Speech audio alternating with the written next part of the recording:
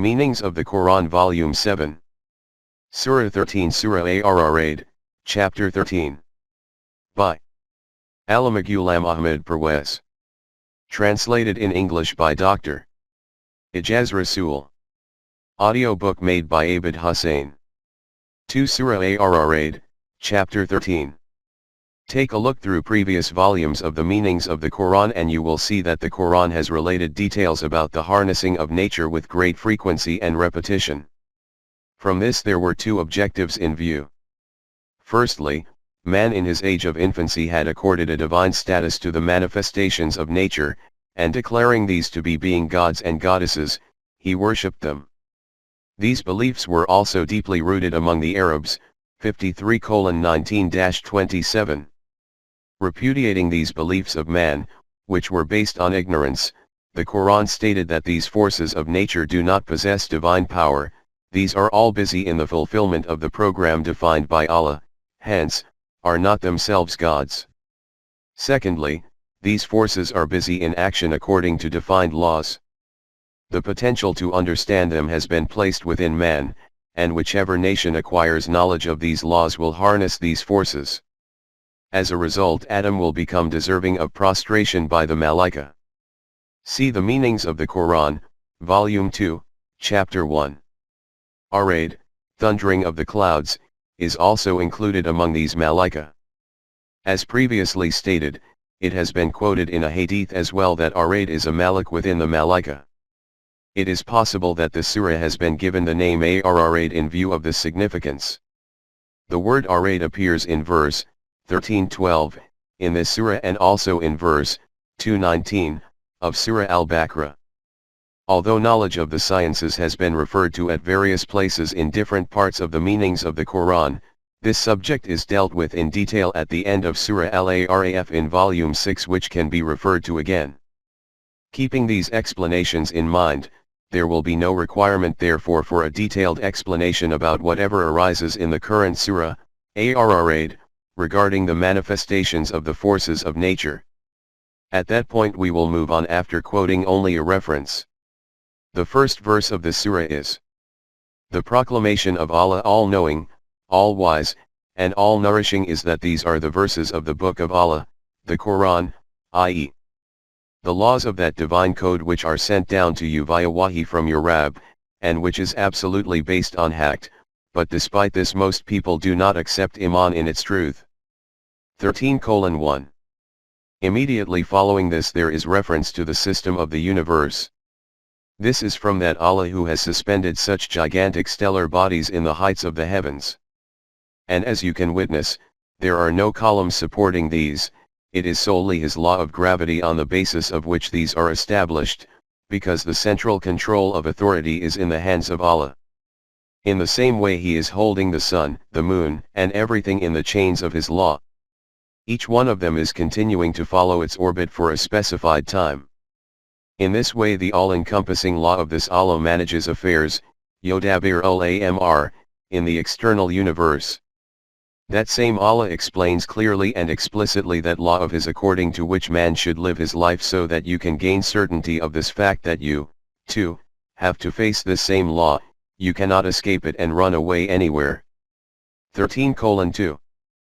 Such gigantic stellar bodies being suspended in the heavens without visible columns and busily engaged in motion is a stupendous phenomenon and points to a great scientific reality.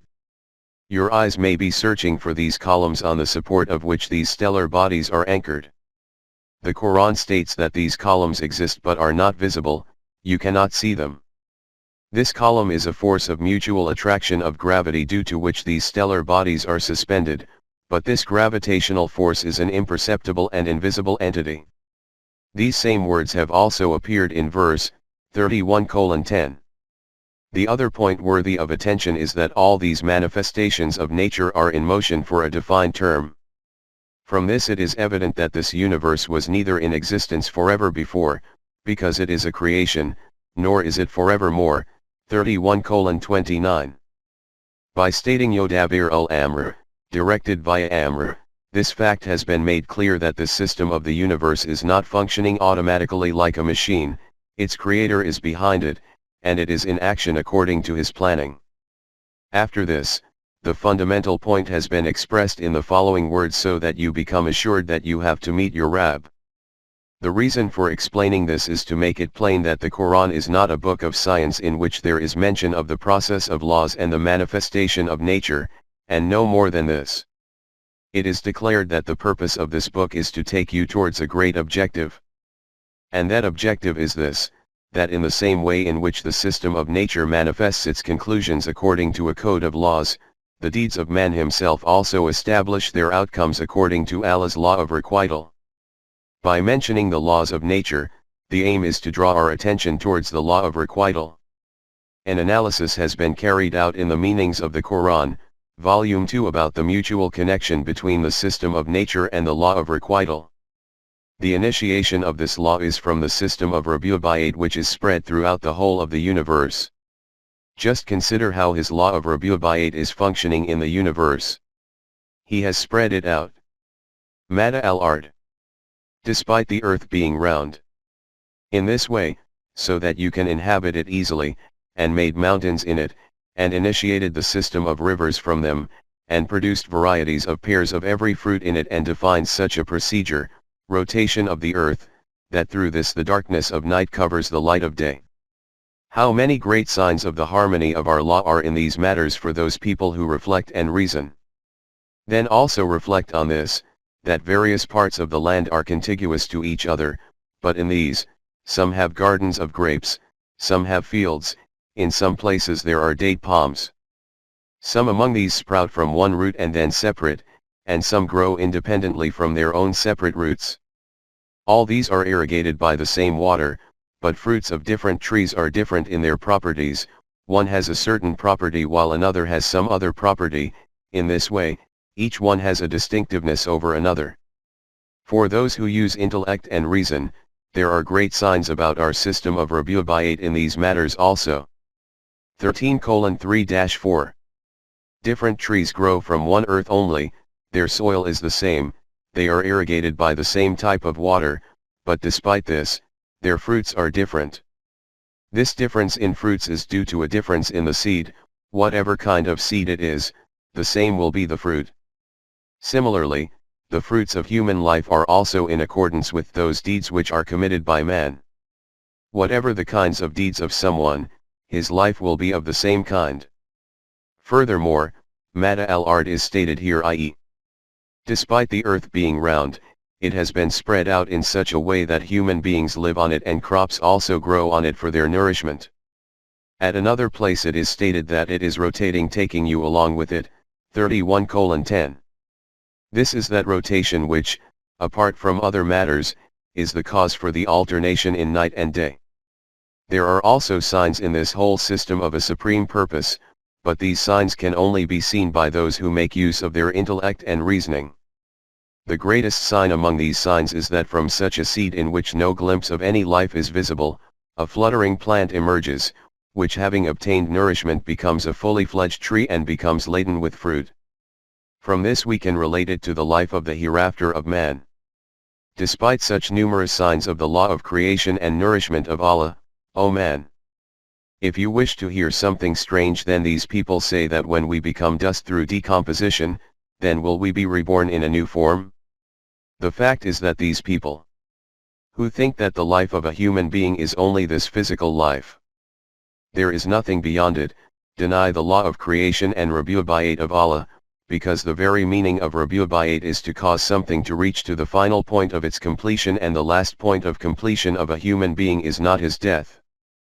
Those who say this are the ones who are in chains, in ignorance and worship of forefathers, in such a way that their vision simply cannot reach far.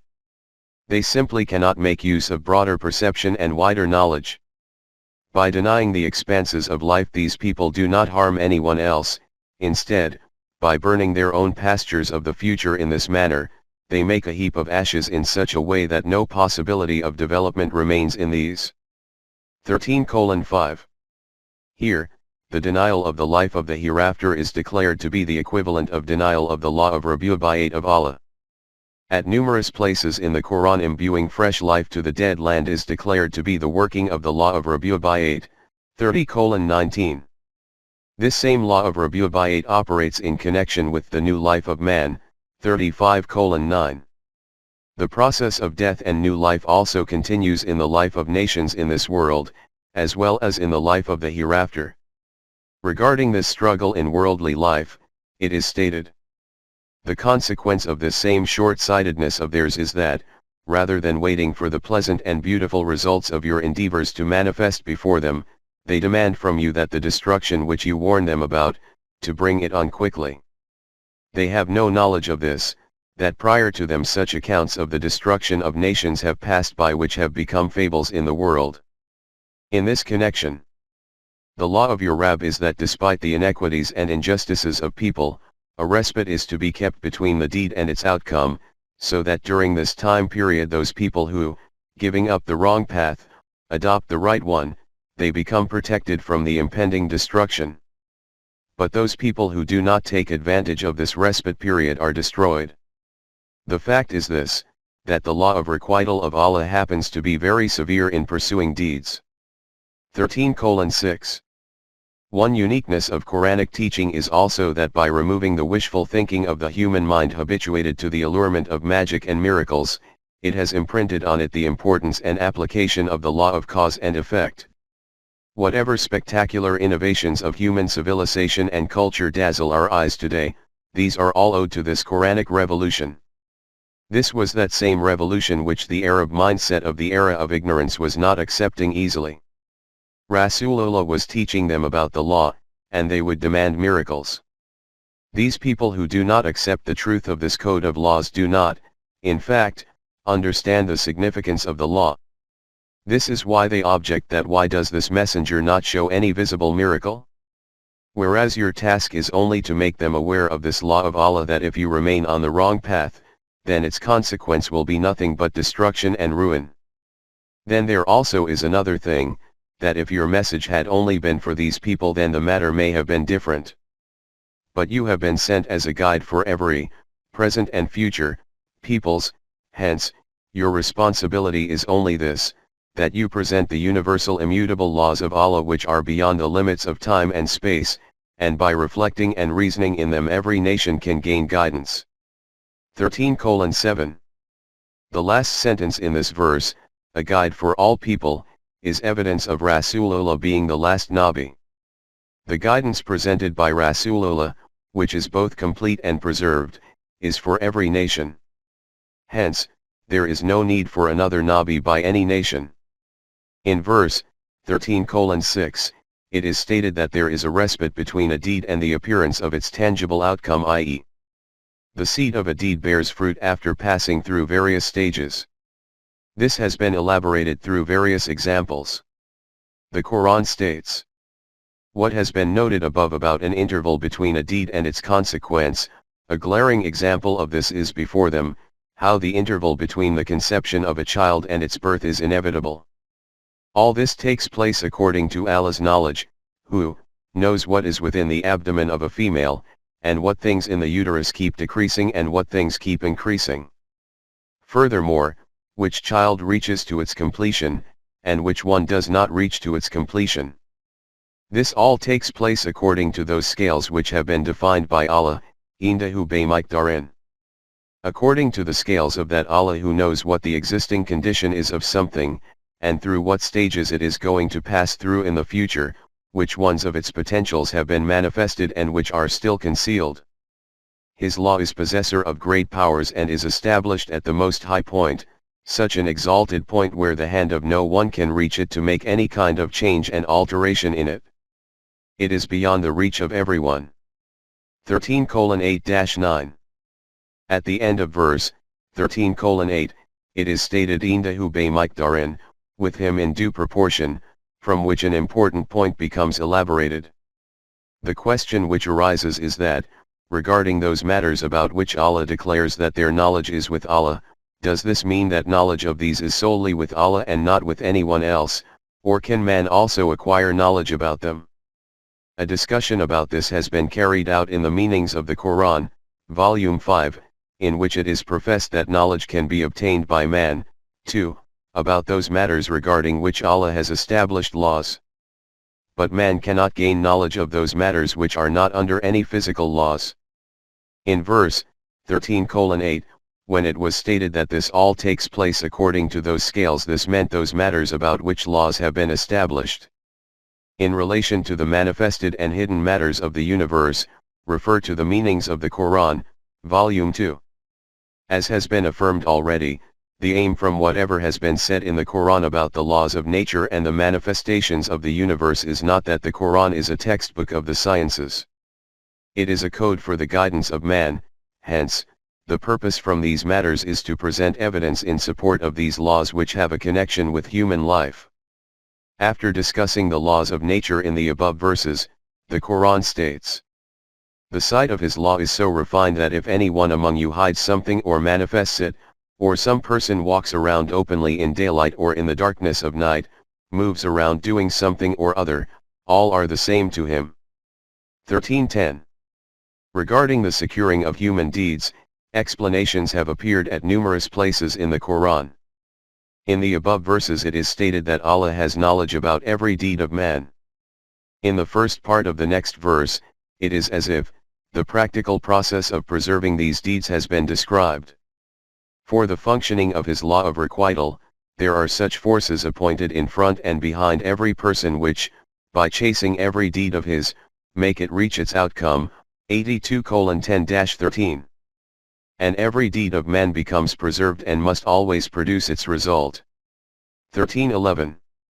Human deeds are in reality the visible manifestations of his thoughts, psychological inclinations and dispositions, his longings, desires, his objectives and goals. In the explanation of verse 835, in the meanings of the Quran, Volume 6, it has been written that whether it is an individual or a nation, their life is dependent on their way of thinking and psyche. Until there is a change in them, no change can ensue in their life. The Quran defines the factors through which this change occurs using the comprehensive term of Iman. It states, "And since a nation is only a collection of individuals, hence, going forward, this very law is also applicable to nations. The consequence of this law is that, Allah does not alter the condition of any nation until that nation changes its own state, i.e., until it brings a change within its own heart and mind."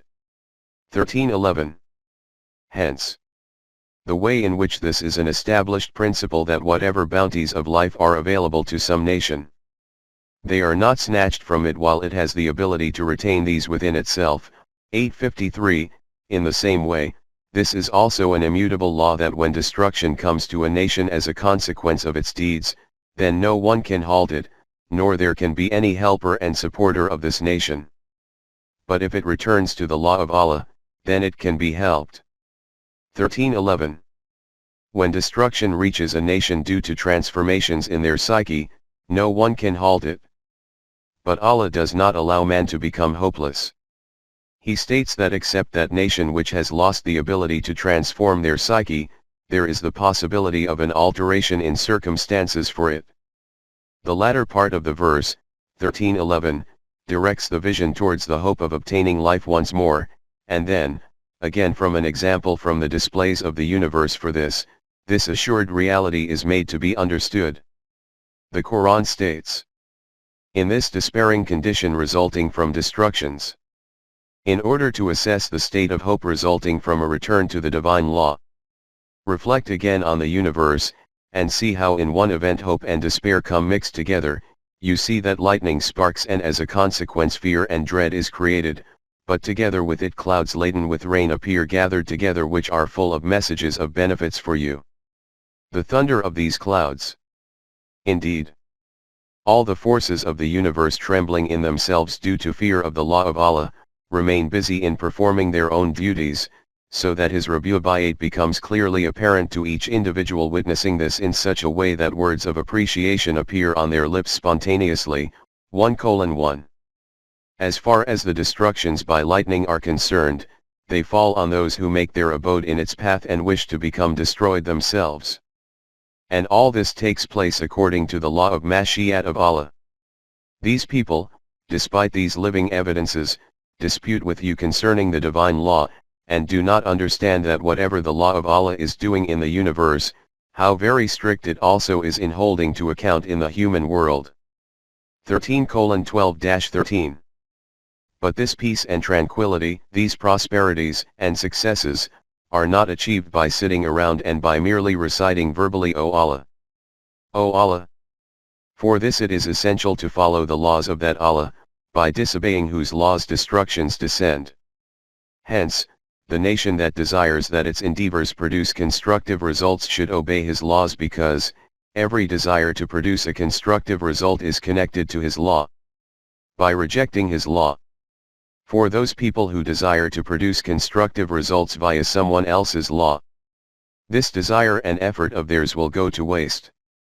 Just like the desire and effort of that individual goes to waste who, by holding out his hand from a distance, desires that water should reach his mouth by itself naturally, even though water can never reach his lips like this. This is against the law of Allah. Therefore, the desires of those who reject his law can never bear fruit. 4:123. 13:14.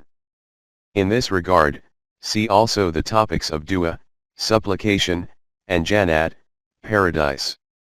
After this, attention is drawn once again towards the manifestations of nature.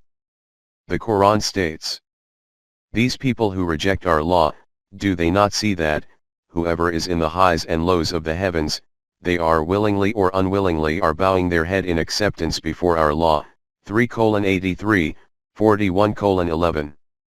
If these people do not wish to witness the great things of the universe, then they should at the very least reflect on their own body, which is under the obedience of the physical law of Allah. They should observe how their shadow is in one direction from morning till noon, and then remains in the other direction from noon till evening. Do they have control over this, that they can change the direction of this shadow? These people will accept this point, that they do not have any control over changing it. But they will not accept this, that the law of Allah, extending beyond the shadow, is also applicable to their self as well as on human society. 13:15. A detailed discussion regarding the prostration to Unwa Karhan, willingly or unwillingly, of the things of the universe has been given in the meanings of the Quran, Volume 4, which can be looked at once again. Nonetheless, the example given about shadows in the above verse is the reflection of a profound reality. In any case, everything in the universe follows the laws of Allah, nothing has the authority to go against this. Man is a holder of responsibility, but as far as his physical life is concerned, he, too, is obliged to follow the laws of nature. For example, his life depends on breathing. He has the choice whether to breathe or not, but he does not have control over this, that if he stops breathing, even then he remains alive. In this he is constrained like other animals. One clear example of his constraint and choice is his shadow. A person has the choice whether to walk to the right or to the left, go forward or backwards, but he does not have this choice that he can also change the direction of his shadow according to his will. The law of nature defines its direction, over the changing of which he has no control. This same law of Allah is also functioning in his life as a human being. Though he has the choice whether to live his life according to the divine values or whether to disobey these, he does not have the choice that even if he lives his life counter to these values and laws of Allah, to not allow those destructions to materialize which are the consequence of this disobedience, i.e., to halt these. In other words, he has control over his deeds but no control over altering the consequences of these deeds. The state of those who do not have iman in the divine values, followers of secularism, is such that they only accept the truth of the laws of the universe, they do not accept the laws of Allah regarding their own internal world. The consequence of this mentality of theirs is that, if you ask them whose law is operating in the external world, the earth and the heavens, then in the same way that you assert, they will also assert that only the law of Allah is established and functioning there. 23:84-90, 29:61-63. Say to them, then why do you, forsaking his laws, make other forces your patron in your internal world, the state of whose helplessness is such that, leaving aside others, these do not even possess the authority for the benefit and loss of their own being. When you accept Allah as the ilah of the heavens, then why do you not accept him as the ilah of the earth? 6:3, 21:21-22, 43:84. After presenting these evidences, ask them, can the blind and the seeing be equal?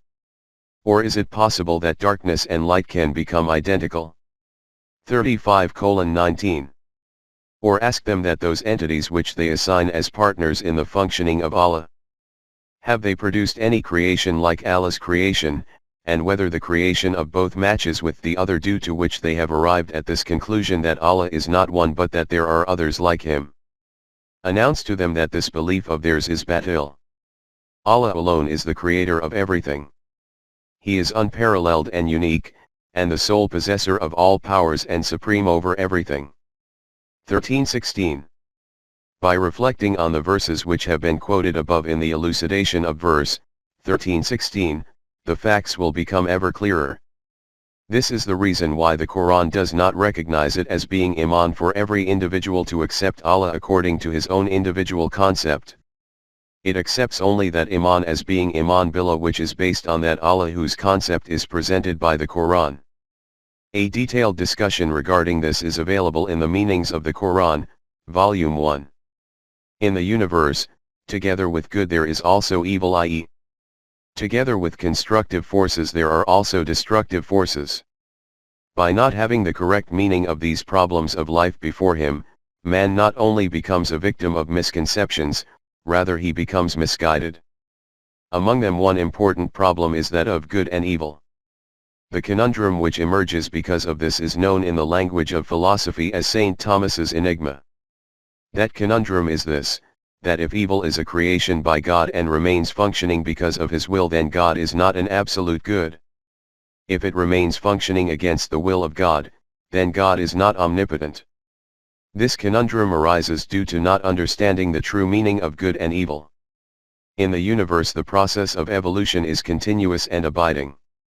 The summary of the doctrine of evolution is that in whatever form or whatever stage life is at, its confrontation takes place with an opposing force. If this species has the ability to live, and the potential and power to advance forward, then by overcoming the opposing force it progresses forward. If no such power exists, then by becoming overpowered by the opposing force it disappears, and if the situation is such that there is no confrontation with an opposing force, then it becomes static. In the previous volumes of the Meanings of the Quran, a great deal of light has been shed on this issue under the topics of the tussle between haqq and batil, the theory of evolution, and Iblis, or shaitan. Study of these topics will help in comprehending this issue. In the Quran, evil, shar, or destructive forces are defined by the term Iblis or shaitan. An explanation of this has also been given in previous volumes. In the Hebrew language the meaning of shaitan is a hinderer, i.e., someone who creates obstructions. The meaning of confrontation and encounter is clear in this. Iblis is also a specific topic of Iqbal's. He considers this confrontation essential for the growth and evolution of life, and also declares only that individual to be a mu'min in whom there is the ability and power to confront and overpower Iblis. Iqbal has this complaint against present-day Muslims that they simply do not have the courage to confront the destructive forces of evil, batil. He describes this reality in Javed Nama in such a captivating style that as the visionary gaze continues to ponder on it, one becomes amazed. Iblis appeals in front of Rabbul Izzat, the Omnipotent, that if this creation of yours was so gutless, cowardly, and weak, then what was the need to give me so much power? To crack a walnut there is no need for a road roller. This is the significance of confrontation in life. To what an immense extent the path to Jannat is laid with patience testing, courage demanding, earth-shattering, and heart-breaking confrontations. Allah has created forces in the universe and provided man with the potential that he should subjugate these forces with it, and also with the authority to use these for whatever purpose he desires. If he employs these forces, in which his own powers are also included, in the light of Allah's wahi for constructive purposes, then these forces also become good, care, and this act of man is also an act of care. Contrary to this, if he employs these for destructive purposes, then these forces become shar, evil, and these acts of man are also evil. From this it is obvious that Allah did not create shar, He only created forces and potentials. It is man who turns these into shar. Allah bestowed the guidance of Wahi which leads wholly to good, 1630. This is why it was caused to be announced from the lips of a Momin that you bestow only good upon good, 326, it is we who create shar. I have also discussed this point in my Lugat al-Quran. It appears appropriate to quote the related excerpt here. In Surah Al-Falaq a supplication is taught to remain protected from shar, 113:2, i.e. to be protected from the shar of whatever has been created. It is obvious from this that evil is not a permanent entity in itself which has been created separately, as was the belief among Zoroastrians. There is nothing in the universe which is in itself either shar, evil, or care, good. There is an aspect of both shar and care in everything. The aspect of shar in it should be avoided and the aspect of care should be adopted. If water remains underneath a boat, then it is all good, care, but if it enters the boat, then it will become evil, shar. Employing and utilizing every force of the universe in the light of the Wahi of Allah is care, and using it for the destruction of mankind is shar. In light of these explanations, let us examine the next verse of Surah Ar-Ra'd. Now what remains is that if it is a fact that everything in the universe is all His creation, then why is it that together with clear and clean water, there is also debris, and together with conveniences there are also inconveniences? With care there is shar too, and together with haq there is also batil. Say to them that this is because the law of the tussle between haq and batil is functioning here, and through this tussle the universe advances forward by traversing its stages of evolution. You can understand it through an example like this: He sends down rain from the clouds and streams and rivers start to flow according to their capacity. Due to the flow of water the dirt and debris from the land rises to the surface as a foam. And the torrent of the flood sweeps it away, and the land becomes spruce and clean, or consider it like this, that when ore is heated in fire so that ornaments and other necessary things can be made from it, its impurities rise to the surface like a foam, and the pure metal remains beneath. In the same way in the universe, according to Allah's law of tussle, constructive forces continually collide with destructive forces, and destructive forces go to waste like scum, and that which is beneficial for mankind remains behind. This is Allah's law of elimination and establishment. 1317, see also, 1339, 2118, 42:24. In light of these descriptions which have previously been presented, the meaning of the verse becomes clear. This is termed the law of elimination and establishment in verse 1339. This verse has, in any case, already been discussed in relation to the tussle between haq and batil in the meanings of the Quran, Volume 3, further details can be found there. However, the fundamental principle which has been explained at the end of the verse is a summary of deen, the aim of Islam and the most trustworthy criterion to judge human deeds. It is stated that deed endures which is beneficial for mankind, 1317. The degree to which any ideology, any system, any deed is a cause for benefit for mankind, it will have an equivalent ability to endure. Endurance is solely for that. This is such a criterion from which it is verified as to which human deeds, a'mal-e saleh, hasanat, are fit for sawab, i.e. are righteous, only those which are beneficial for other human beings. The meaning of endurance is that they are a cause for survival in this life and are also those that will endure in the next life. Only the Quran could have presented such a lofty principle in such brief words. Then also ponder on what beneficial for mankind means, i.e. those actions which are not beneficial solely for some family, a specific tribe, or a particular race, so much so, that not even for a specific nation, rather, they are beneficial for universal humanity. This is the objective and aim of deen, the meaning and goal of Islam, the need for establishment of the Islamic system, and this is the justification for the forming of an Islamic state. This is the purpose and necessity for the emergence and rise of the Ummat-e-Muslima. You are that Ummat from among men whose hands dispense beneficence which has been created for the good of mankind. 3:110. Can any system devised by men come anywhere near this sublime status? And can any other system be a guarantor of world peace? In my opinion, this precious universal principle of the Quran should be engraved on the gate of every pillar of government and should be carved on the arched entrance of every mosque. Western politicians had stated the law of evolution to be survival of the fittest, but the Quran has described the principle to be survival of what is beneficial. Survival of the fittest is for your own self, while that which confers benefit is for the whole of humanity. This same principle of the tussle between haqq and batil is also functioning among nations. From the point of view of this division, only two categories remain in the world. The first, the one which is firm on what is good for mankind, and the second, the one which erects obstacles in its path. In this way, Allah makes things clear by example for those people who say, "Welcome," in an extremely balanced way to the invitation of Allah, so that they come to know what kind of confrontation there will be with the destructive forces against the message which they have risen up with, and how victory will ultimately belong to haqq. As far as those people are concerned who do not welcome and accept this invitation, instead oppose it, say to them that according to the law of Allah their destruction is a certainty. Today they have an opportunity by accepting this invitation to save themselves from destruction. But if they do not do this, and if the time of manifestation of consequences arrives, then at that time, if it happens that they have the wealth of all the world, and together with that they have an equal amount of wealth gathered with them, and they desire that by offering all this wealth they can save themselves from this annihilation, then this can never happen.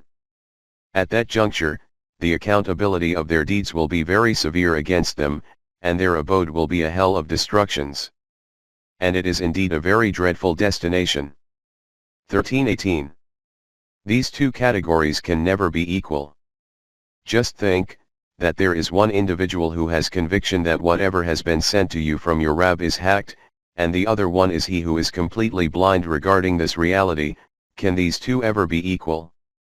But from these examples reality can only appear before those people who make use of intellect and wisdom. 13:19. Iqbal terms this intellect which is in pursuit of individual interest and endeavoring to preserve it, as intellect of self-interest, and he calls that intellect which is the torch-bearer for the good of mankind, intellect of universal interest. It is the possessors of this very intellect whose traits the Quran describes in these words. That which functions according to emotions, and shows the paths of individual vested interests, is not intellect and wisdom, rather, it is that which is the intellect and vision of those people, who fulfill the commitment which they have made with Allah. And they never break their covenant. 13:20, see also, 9:111. Together with this, those who join together these broken connections of humanity which Allah had commanded to be joined, 2:27, because they are fearful that if this is not done then its consequence will be destruction and ruin. 13:21. An important attribute of theirs is described here as they join that which Allah has commanded to be joined. Contrary to this, it is stated in Surah Al-Baqarah about the Fasiqeen and Musaideen that they break that which Allah has commanded to be joined, 2:27. See also verse 13:25. This is further clarified in Surah Al-Baqarah 2:213, and in a verse of Surah Yunus 10:19. It is the wish of Allah to shape all mankind into a global brotherhood. The Meanings of the Quran, Volume 3. In the beginning all human beings used to live in the shape of one ummat, one brotherhood, then differences arose among them, and they became divided into different tribes and different nations, and then within a nation became divided into different castes, factions, or religious sects, and in the form of political parties. By eliminating all these differences of mankind, the aim of Allah's wahi was to make mankind again into a single ummat by forming it into one universal brotherhood. Its beginning was done from these people, Jamaat-e-Mu'minin, which is called the Ummat-e-Muslima. Its duty was to encompass the whole of mankind within its domain by expanding its sphere ever wider.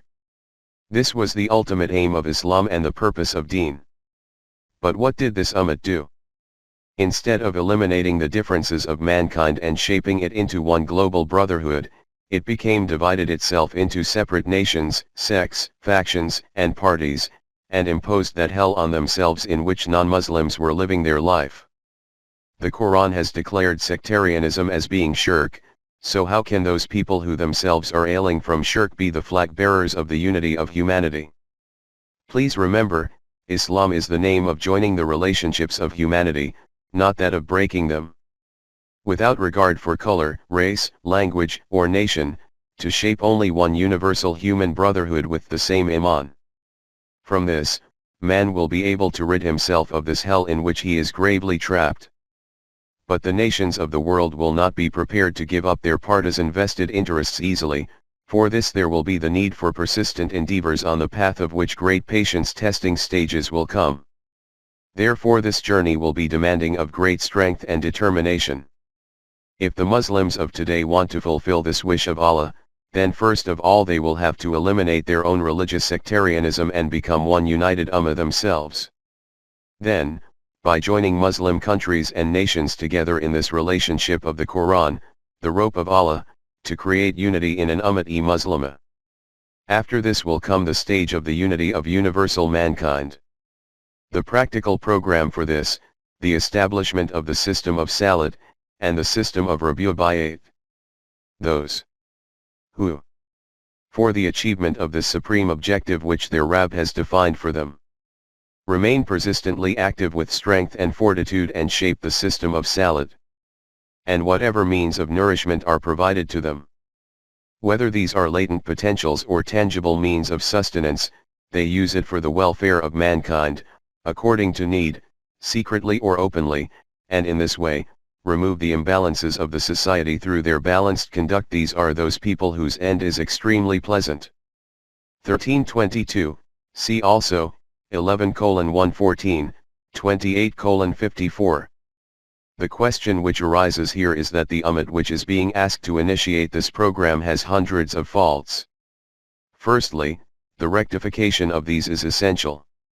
The Quran itself has informed us of the method for this, i.e., the rectification of losses caused by destructive deeds is through performing the maximum number of constructive deeds.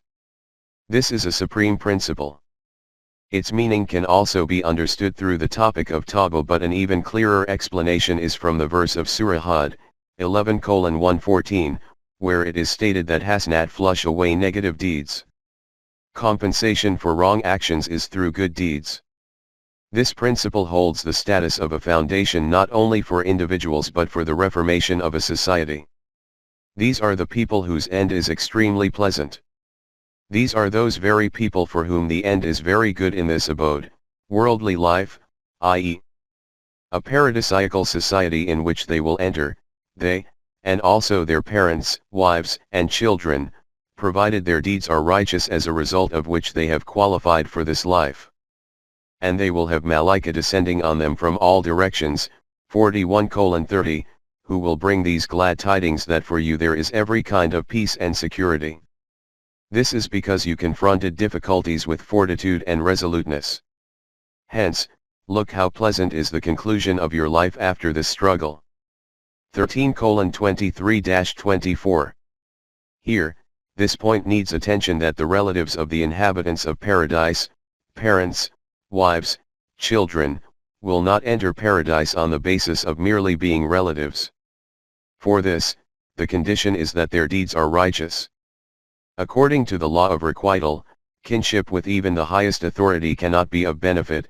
The decision is according to the personal deeds of each one.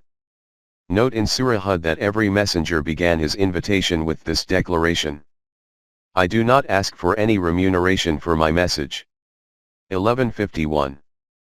This is reiterated at numerous other places. The importance of invitation and preaching without remuneration is so vital that the Quran states, those people who are on the right guidance and do not ask you for any remuneration, follow them. 36:21. About the descent of Malaika on the Mu'mineen, the Quran states. In the case of those who say, our Rabb is Allah, and further stand straight and steadfast, Malaika descend on them. 41:30. After this those people are mentioned who live their life in contravention to this.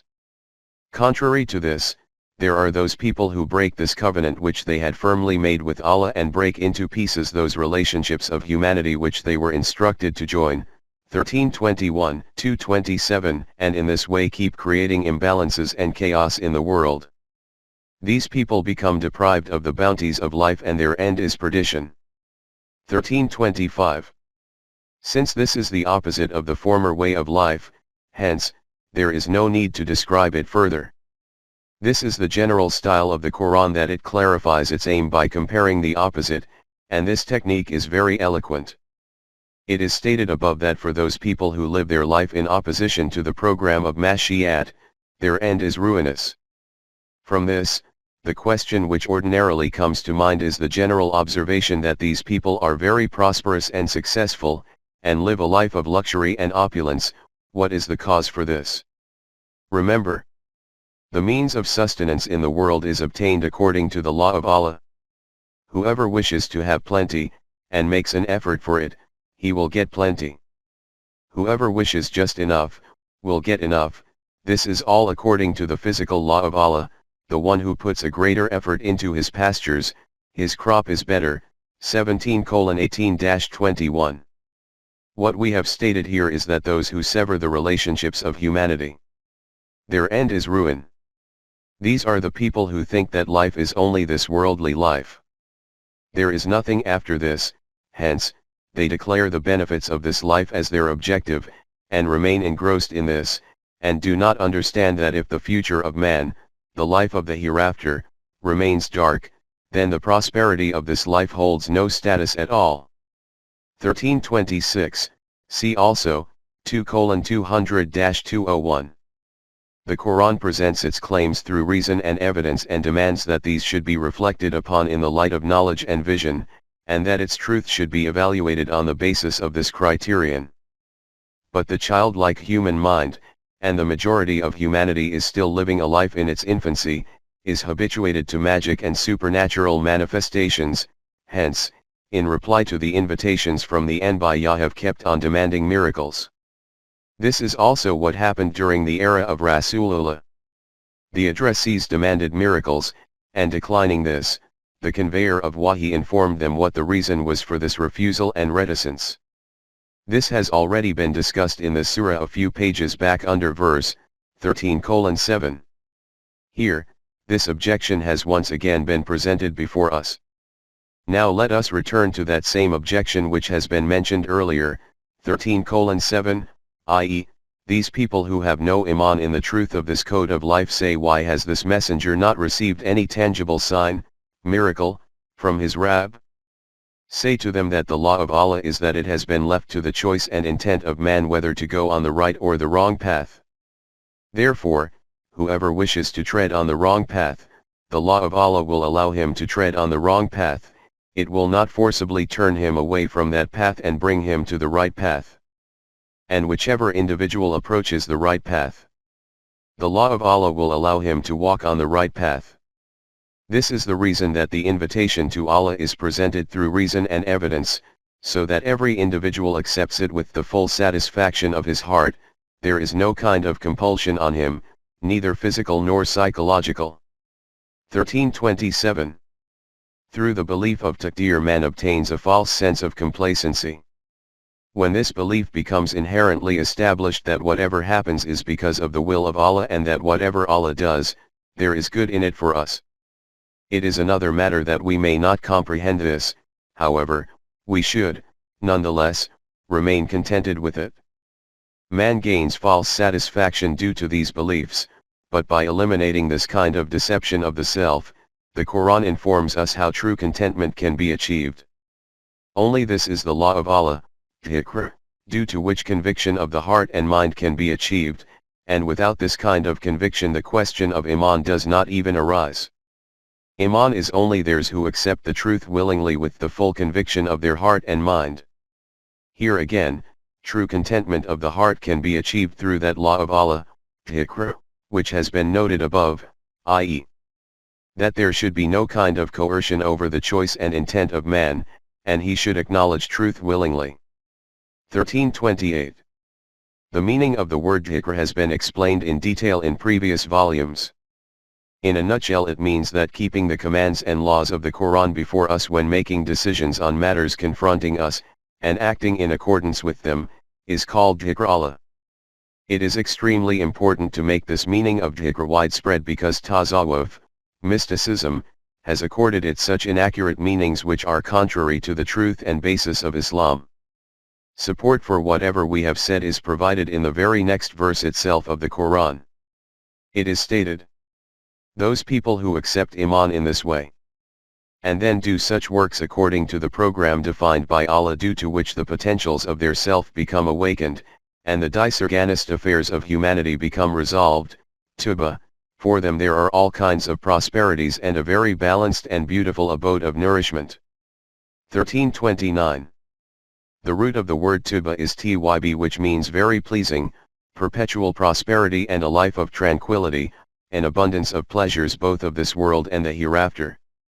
Like tayyib, tuba is also one such comprehensive word in which all the pleasantness of the world and the hereafter have been encapsulated. For those whom Allah says, tuba is for them, what else can they desire? After this it is stated that whatever is being said in this Quran is not something new. Messengers came before this and continued to communicate Allah's wahi to the people, and those peoples also opposed the messages of Allah in the same way that O Rasool, your nation are opposing it. O Rasool, we have sent you as a messenger to this nation in the same way that messengers were sent to many nations before this. The aim is that whatever wahi we reveal unto you, you should present it to them. 5:67. The state of these people is such that they do not acknowledge Allah as Rahman. Tell them that He is my Rabb, and other than Him no one else has authority and power in the universe. My complete trust is on His firmly established laws and their outcomes. And this is why in every matter I go back to Him. 1330. Then their attention is directed towards the subject of miracles, and it is stated, from the demand which arises from these people for tangible miracles. 1327, the thought also arises in the hearts of some members of your Jamaat that if their demand is fulfilled then they will all accept Iman, and that will be really good. Say to them that, even if there was such a Quran because of which mountains had started to move, and far off distances of the land could have been traversed in the twinkling of an eye, so much so, that even if corpses had started to talk, even then these people would never have accepted Iman. 6:7, 6:25, 6:112, 15:14-15, 17:90-93. This is the reason why Allah has kept all affairs under His control, His laws, and in this respect the law is that whoever wishes to obtain guidance, he should make use of his intellect and reasoning. 10:100. Do people of your Jamaat, Mu'minin, still not understand this matter, that if the aim had been to make people mu'min forcibly then this was not at all difficult for Allah, He would simply have created people like that, so that all treaded the right path, but He intentionally did not do this. He has left this matter to the choice and intent of man. Hence, these people who are rejecting this invitation will continue to adopt the path of transgression, and will even go to war in opposition of it, the consequence of which will be that troubles will continue to visit them because of their misdeeds. And this process will magnify to such an extent that the affliction of war will itself descend close to their abode, Makkah. This process will continue like this, until this struggle reaches the decisive stage, and they suffer the final defeat. This will certainly come to pass because the law of Allah is immutable in its manifestation of consequences. His promises are of a surety fulfilled. 1331. Regarding this question that, if it had been the aim of Allah to forcibly make people accept deen, then He would have created man such that all men would have been on the path of this deen from birth. This has been covered in the meanings of the Quran, Volume 1 and 5. What will be the final stage of this struggle? The Quran states, All this will take place slowly, and during this time these people will continue to ridicule your announcements.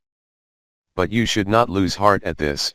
This kind of ridicule also used to take place with the messengers before you.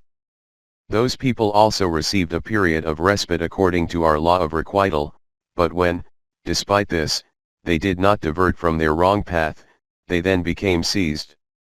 At that time they came to know how the consequences of their deeds were pursuing them, and how firm is our grip. 1332. Ridicule of the messengers of Allah and his signs has also been mentioned in numerous places. This is the final state of denial. The fundamental teaching of the Quran is Ilahi Wahid, i.e., the possessor of all powers is one Allah. The human mind in its stage of infancy could not accept this either. Rather, you could say that this supreme concept could not lodge in his intellect. This is why he had devised different ilah, gods, for different forces. This is known as shirk. In how many ways and what kinds of styles the Quran has refuted this. One aspect of this process is the following. Say to them, just reflect a little on this, that, when the state of harmony and information gathering of the law of requital of that Allah is such that it monitors the deeds of every individual in such a way, can he be dependent for help for himself on those whom these people declare as his partners? Say to them that, though you have been informed about the expanse of Allah's knowledge, now regarding those entities whom you declare as his partners, just explain the details of their knowledge also, so that it can be determined what knowledge is it on the face of the earth that has been left outside the sphere of knowledge of Allah, and about which you wish to inform Allah through these partners who know nothing.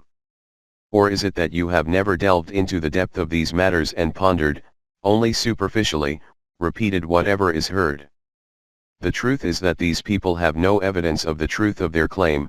They make use only of their emotions, due to which, their schemes appear very alluring to them, and it is because of this that they have halted from coming onto the right path. The law of Allah is that those people who do not make use of their intellect and reasoning and are carried away by the flow of their emotions can never come to the right path. So for those people who adopt the wrong path in this way, who can possibly show them the right path? 1333. One notable aspect of shirk is mentioned in this, i.e., these people carve idols so that they can pass their requests on to Allah. 39:3. When we, Muslims, read these kinds of verses, we envisage the beliefs of the mushrikeen, their gods and goddesses, and their places of worship. We never glance into our own abodes, at how by visiting the shrines of holy men we vociferously offer supplications, O holy saint, please pray to Allah for us, the belief being that Allah is neither aware of our circumstances, nor hears our supplication. This elder is near to Allah, so he is able to convey our request to Allah. Is this not the same shirk which is mentioned in the above verse? What will be the end of such people? The Quran declares, the consequence of their wrong path will be that destruction will come upon them both in this worldly life, and the destruction of the hereafter will be far more severe than this. There will be none who can save them from the grip of the law of requital of Allah. 1334. The Quran reiterates this reality that the devastating hell of the wrong path in life starts from this very world, and similarly the pleasures of a righteous pattern of life too. In other words, the commencement of Jannat and Jahannam is from this very place and proceeds continuously up to the next life. In the verse under view, punishment both in this world and in the hereafter has been referred to. This was about hell. In contrast to this, heaven is. Contrary to this, there will be a life of Jannat for those who tread on the righteous path. The example of this Jannat can be understood as follows. There is a garden in which streams of water are flowing, because of which it remains ever green and fresh. Its fruits are not seasonal, they are perpetual, and its convenience is eternal. 1425, 47:15. This will be the pattern of life for those who, avoiding the evil path, take care of the laws of Allah. In contrast to them, for those people who reject these laws, their end will be ruin and destruction. 1335. Abstract realities can only be presented figuratively. Every reality about the life of the hereafter is metaphysical, hence the Quran has described it metaphorically. These realities should not be considered as physical and visible. Through metaphors a concept can be formed in our mind about them. What they are in actuality we cannot comprehend at our present level of perception. As has been noted at numerous places, the Quran describes the life of nations in this world also by Jannat and Jahannam. Their description is, in fact, also metaphorical and allegorical, e.g. it describes rivers of milk and streams of honey. By this is not meant actual streams of milk and honey, instead it means abundance and plenty. We also say in our language that rivers of milk flow over there. Therefore, whether it is Jannat or Jahannam of the hereafter or of this world, their descriptions should be viewed as metaphorical. And it is obvious that these metaphors and allegories could only be understood by the nation, Arabs, being addressed by the Quran at that time. They used to consider the social conveniences and comforts of the civilization and culture of Persia and Rome as an ideal, hence, examples given in the Quran relate mostly to those societies. This topic has been written about in detail previously, therefore this brief summary is considered sufficient here. The life of Jannat is gained by following the Quran. In verse 1058 of Surah Yunus, Allah has told the Jamaat-e-Mu'minin that they should celebrate the receipt of such an immense bounty. This has been reiterated here when it is stated, "The people on whom we have bestowed this kind of code of guidance, by following which the outcomes are so pleasant, celebrate with joy everything which is sent towards you." As far as other Jamaats are concerned, there are such people among them to whom some commands appear very irksome. Say to them, whether you like it or dislike it, I have only been commanded to do this, that I should only adopt the obedience and rule of Allah and not associate any partner with Him. I invite you to this maslak, way, and I, too, remain bound to it. 1336. Regarding what has been said here that there are also such people who have iman in some parts of this book and reject other parts or commands which appear distasteful to them, details about this have already been covered in verse 2:85 of Surah Al-Baqarah. It is proclaimed there that the consequence of such a path is a life of ruin and humiliation in the world and a severe chastisement in the hereafter. Islam is this, that in every aspect of life there should be total obedience to the laws of Allah and no other authority should be associated in this. This is the purpose for which the Quran has been sent. And it is for this very purpose that we have sent down this code of laws in such a clear manner. O addressee! If, even after finding this knowledge and truth, you obey the ideas of these misguided people, then let it be understood that before the law of Allah you can have no friend and helper, nor can anyone save you from its grip. 1337. After that a response is provided to the objection of the opponents about why this messenger is a man just like ordinary human beings. The Quran states that this matter is not confined to merely this messenger, messengers used to come to you too, people of the book. They also used to be men just like ordinary human beings. Decisions by Allah are made according to laws. The issue of the messengers being human or superhuman has no relevance in this. As far as this objection of theirs is concerned that how can a man like them have been made a messenger, say to them, before even you, we had sent many messengers, they were human beings just like you and, they also had wives and children. After this, coming to this demand of theirs that the destruction of which you mention repeatedly, why does it not come? Say to them that, this matter is not within the control of a messenger that he can produce this kind of clear sign whenever he wishes, these things appear in their own time according to the law of Allah. His law is this, that for every act and its consequence there is a time gap which is called its respite, or ajal. This ajal occurs according to a law, i.e. there is a law established for this matter about how long a deed takes to materialize its consequence. Similarly, there is an ajal for nations too. 1338. Refer also to nation or nations in previous volumes, 4 and 5, in which the laws relating to the rise and fall, and change and replacement of nations have been discussed.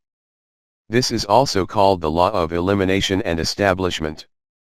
Whichever nation, ideology of life, or system of life does not have the capability that it should prevail, it becomes erased according to the law of Allah, and whichever proves itself to be strong and balanced according to the law of Allah, it is allowed to endure. 1317, 42:24. This all takes place according to those fundamental laws which Allah has established along with the creation of universe, and according to which its organization and execution is taking place. 1339. The law of elimination and establishment is a supreme reality. The process of evolution has continued according to this law and keeps on continuing. Those species which did not have the ability to endure, disappeared, those which had this ability, survived. The verdict regarding the life and death of nations is also according to this law. In verse 42:24 of Surah Shura it is stated that Batil becomes eliminated and Haqq becomes strengthened, and that all of this takes place according to the laws of Allah. You will see that at every place it has been made clear that all this transpires according to laws, not purely by chance or through trickery. The fact that this law is immutable, and there is no exception in it for anyone's sake, is clarified by the eminent life of Rasulullah himself when it is stated, "Those things about which they are being promised are in any case going to take place." It is possible that some matters may occur before your own eyes, and it is also possible that you may die before this, hence, you should not speculate on when these results will manifest. Your task is to keep passing on this code of guidance to the people. It is our task to see when the outcomes appear according to our law. 1340. This topic has also been covered under verse 1046 of Surah Yunus. Details can be found there. The meanings of the Quran, Volume 6. Together with drawing attention to this law, it is made clear to Rasulullah that the revolution has already commenced. That which they are constantly demanding, that when will the system of Rabu'iyat be established in which their individual vested interests will end, do they not see how by seizing land, and the means of production, out of the hands of big landlords, we keep on reducing their possessions. 21:24. In the same way, there will arrive a day when there will be nothing left in their hands, all will become available for mankind. 41:10. This is the decision of Allah, and regarding the decision which Allah makes there is no power in the world which can avert those decisions. He is very swift in accountability. 1341. It has been noted in the meanings of the Quran, Volume 1 that according to the economic system of the Quran, land cannot remain in individual ownership, this will remain in the possession of the state, so that it can arrange for the nourishment of the ordinary people in society. Reference to the initial phase of this revolution has been made in Volume 1. When this revolution reaches its completion, then all means of sustenance will become available for the fulfillment of the requirements of all those who are needy, no private ownership will remain over it. In the verse being discussed, the meaning of art has been taken to be that of land, and according to the Quranic economic system this meaning is also correct. But in verse 21-24, after these very words, it is stated, will their control continue to remain in place? Here, that control is being mentioned which is possessed through feudal lords and jagirdars, hence the meaning of control is also correct in these verses. Reduction and abolition of ownership of the land, and control being eliminated, are intrinsically linked. In the Quranic revolution no one will be dependent on another or be a subject. No one can stop this revolution. Even before them, groups with vested interests, many great plots were attempted, so that the decisions of Allah should not be implemented, but not one of these tricks of anyone succeeded. Their plots kept producing results according to the laws of Allah. The truth is that whatever any individual does, Allah is well aware of it. Hence, those who deny the laws of Allah will soon find out who will ultimately triumph, and what will be the end of each. 1342. Leaving the rest of the world to one side, the greatest intrigues against it were carried out by us, Muslims, who brought in the system of Malikiyat. Together with this, the system of priesthood and that of capitalism appeared automatically. Even today, having become jaded with the capitalist system, the world is in search of such a system in which no human being is holding out his hands to anyone for his bread and butter, meaning neither being a subject, nor being subservient to anyone. But even today our religious priesthood declares the capitalist system as being the demand of Islam. But those who are opposing the Quranic system, they will see who ultimately achieves success. Rejection of the Quran means rejecting the risalat of the messenger. Those people who deny the law of Allah say that you are not a messenger of Allah. This is because you do not bring about that destruction quickly about which you warn us. Say to them that I absolutely do not wish to enter into a dispute with you on this.